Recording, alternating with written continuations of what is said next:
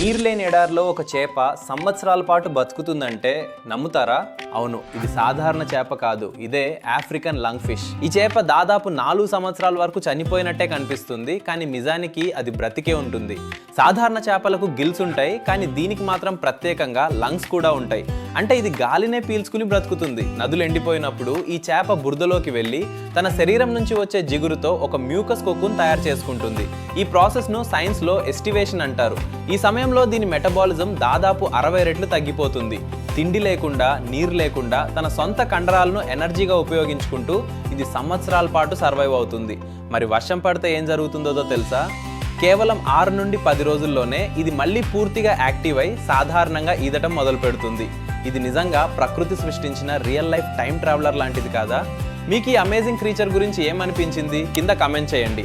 ఇలాంటి interesting facts కోసం మన పేజ్ని ఇప్పుడే ఫాలో చేసుకోండి.